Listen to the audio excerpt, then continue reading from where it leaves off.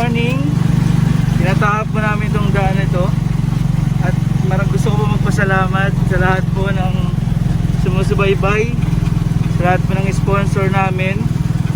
Maraming salamat po. Kung wala po kayo, hindi po magtutuloy-tuloy yung ating programang Dong Scares.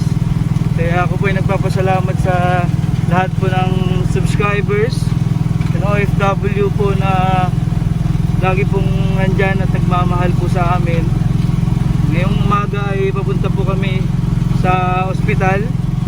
Kasama po si Shasha para mapacheck up po siya. Dahil yung kanyang nangyaring aksidente kahapon na tumba siya, ay malaman natin kung ano po yung sanhi para mabigyan po ng tamang gamot. Kaya umaga pa lang ngayon ay malaman at mapacheck up agad siya. Kaya papunta po kami ngayon sa ospital.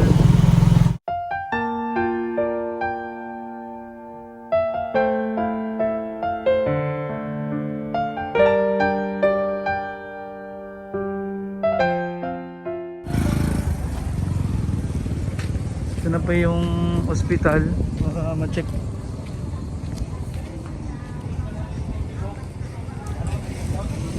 Sabihin mo siya lahat ng naramdaman mo. Ano yung mga naramdaman mo?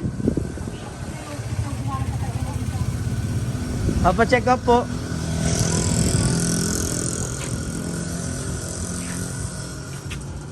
Bakit? Ano man? Paano pala? Natumba ka na rin? Nakita yung ano na kami. Malamang sa kaman. Oh! Kulay black. Black, tapos puti yung pinapagtakan. Puti yung mataktakan. Kulay black. Apo, upo muna ikaw doon. Kapag gantas, nakikita ng kulay black. Tapos hindi mo nito sa saksakan nila yung bilog na ito. Saksakan nila sa pangito. Wala kong makita din eh.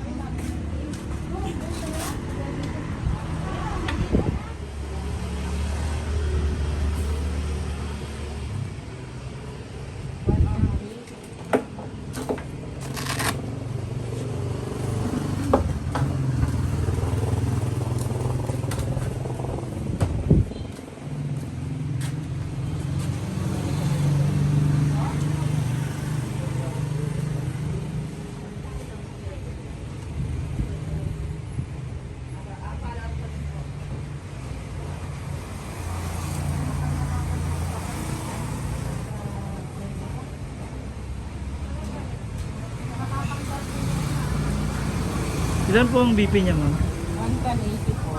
110/80 po.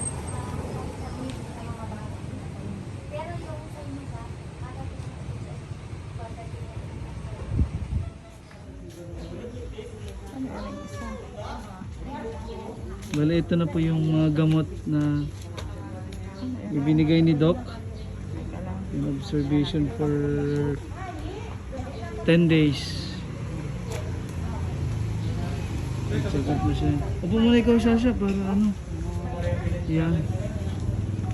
Ta-explain ni ma'am. Vitamin B complex, direct sa Vine Forte, isang kapsula araw-araw.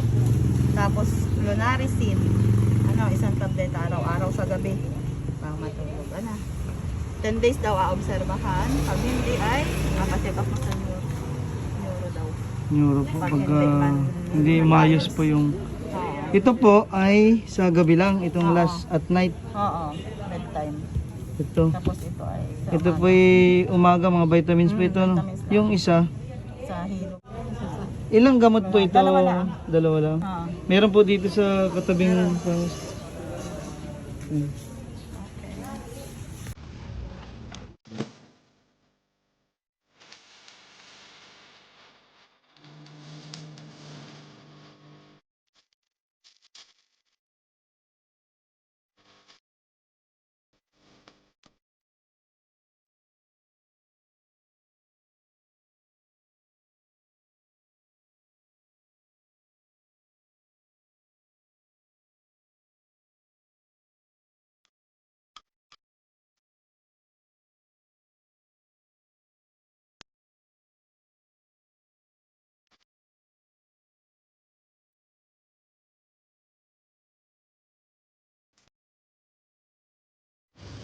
Yun, ito po yung gamot na explain natin kay